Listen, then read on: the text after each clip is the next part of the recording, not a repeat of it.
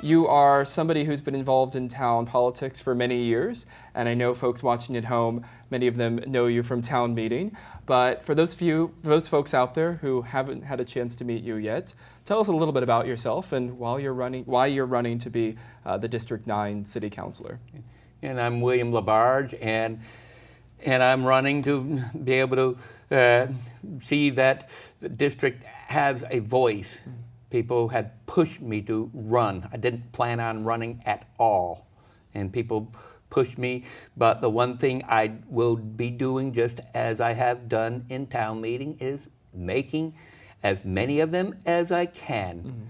I've only missed a special town meeting in June of 2008 because I planned a trip to Canada long before that got called. But all the others, I've been there, and I feel that it's very important to be there to represent the people, just as it's important for you to be at the State House representing when the state legislature is in session. I haven't missed a vote yet, so hopefully I'll be able to take a page out of your history and continue to be there as often as possible as well.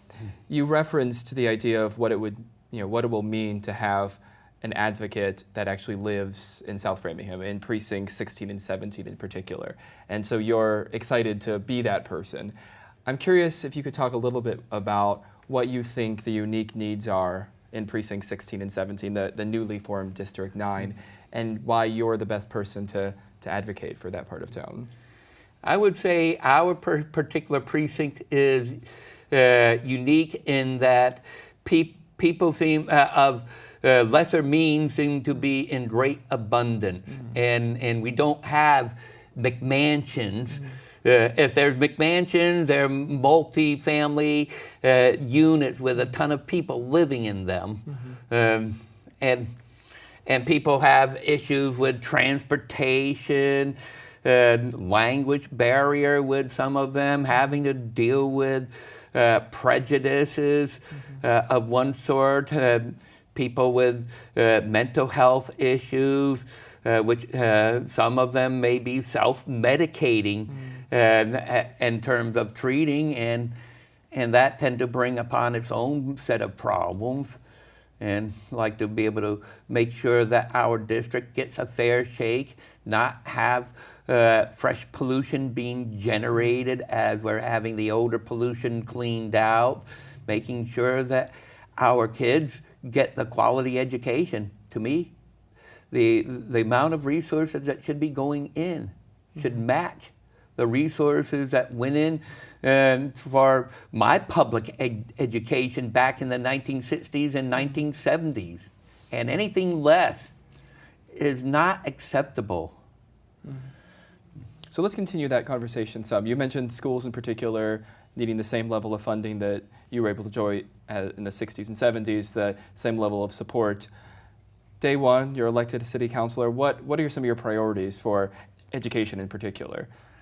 I like to see that they have all the resources, and then of course one of the little thing I think that kids need to be told, so that when they do grow up and come across the situation, I want them to know what happened when they all of a sudden stopped doing heroin after they've been doing heroin on a daily basis for a long time. And I'll tell you, it's not pretty. And it's a lot better to go and avoid it from the beginning. And I don't want kids to be doing drugs, not because it's naughty, but I want them to think about doing drugs the same way as we would think about drinking Clorox by the glassful. Something that we should not consider doing. Because this is our only body that we'll have in this lifetime, and we got to take care of it, because drugs will damage it, and in many cases irreversibly damage it.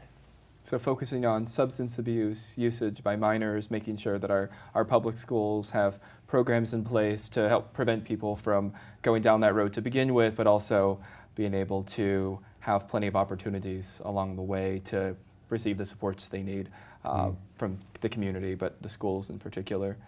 Excellent. So we talked about education. You mentioned the environmental needs of South Framingham. Could you talk a little bit more about those? Framingham is such a large town, soon to be city, with great diversity, but the distance from North Framingham to South Framingham can be great. It can be 20, 25 minutes in traffic. And sometimes the issues that face one community and one part of Framingham might not be on everyone's minds at all times. So for those tuning in that might not know exactly what we're talking about when it comes to the chemical issues, the environmental issues in the precincts that you would represent, could you talk a little bit more about those? They've had some operations where they have supersized mulch piles, and unfortunately, when they get beyond a certain size, they will self-ignite. And there is arsenic indigenous to the area. And when it's in the mulch form or in the organic form, it's rendered harmless. Its danger is locked away naturally. But when you burn it, you convert it into a form that is dangerous before you dumping it into the air that we breathe. And so I want to make sure that we don't have fresh pollution being generated as we're getting rid of the older pollution. Another thing I want to mention about our district, in spite of all the different issues we have, I feel perfectly safe walking around my district and nearby district in the middle of the night. I don't feel like I'm going to get mugged or anything like that. And I'll attribute many thanks to the police department in helping to create and maintain that environment where we can all feel safe living. Yeah. I think that's an important point to make, that we sometimes can find ourselves talking about communities that one doesn't live in and talk about them in a way that's less than ideal, let's just say, and to always remind ourselves that people live in every community that one could talk about, and that South Framingham and downtown Framingham are vibrant communities. I have zero patience for anyone talking negatively or expressing concerns about these communities that are the homes to thousands and thousands of wonderful, hardworking, beautiful people. And so I'm so grateful that you brought that up here today, so we can remember that Framingham goes all the way from the extreme north to the extreme south, and that it's one community with diverse communities within it.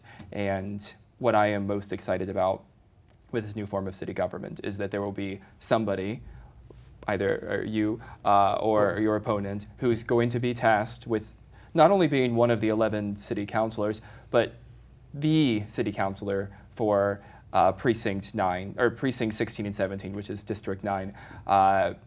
At the end of the day, every community needs their advocate. They need to know who their one person to go to is, that literally lives down the road from them. And sometimes the proximity of your home to their home makes all the difference. And so I'm really excited to see in the next few years what this will mean for the future of the town, the future of the city, to have people who are that much closer to the issues, like yourself. So I'm so grateful. Just a public service announcement to those watching at home. I know there's been some confusion, and even here today, remembering precinct, district, I'm tripping over the numbers, and I can only imagine how folks at home must be feeling about what it means to live in precinct 16 or precinct 17, and to now be told they're in District 9. For those listening at home, whatever precinct you were in yesterday, you're still in that precinct. You're going to continue to be a precinct 16 or 17 person. You're also now living in District 9. And so you're going to vote the same place you voted yesterday, the same place you voted last year, which is Woodrow Wilson Elementary School, I apologize. But that we need to remember that we still have precincts and we have districts. And then people like myself really confuse it when we talk about representing the 7th Middlesex on Beacon Hill, which is just one more number we don't need to learn. But I'm grateful because this entire newly formed district falls under my state rep district. And so I'm eager to have a handful of people like yourselves to partner with on a very regular basis. Town meeting's great, and I could say there are 30 or 40 people that fall under the district I represent, but to now be able to have 3 or 4 folks that have the primary responsibility of representing at the local level the same communities that I'm tasked to represent at the state level is something that I'm really looking forward to. And if that is you, I look forward to continuing to get to know you better and partnering in the years ahead for Framingham. Our time is quickly drawing to a close, and I like to ask everyone who comes on the show the same question. What is it about Framingham? What is it about this community in particular that has led us to live here or remain living here, but also put down roots? But in the case of you and the other folks running for city council, there has to be something, in my opinion, about this town that has led you to choose to put yourself out there in this way, to campaign, to run to be in the first city council. And so what is it? What is it about this town that we have chosen to call home that makes it the sort of place you are happy to advocate for? And I'll just say, like, it's been home sweet home, and I feel like I feel a lot more comfortable being openly gay and all my other issues, and as where other places I would feel not as comfortable, I feel comfortable, and that's one of the things. Of course, at the same time, I have no patience with people insulting my constituency because of who they are. So I will be advocating for the least one of our brothers and sisters. And there's plenty here in District 9. And we all need to be taken care of. And whether it's my opponent, Edgardo, or myself, I believe that things will be for the better. Excellent. Well, thank you so much for coming on the show. Best of luck over these next couple of weeks campaigning.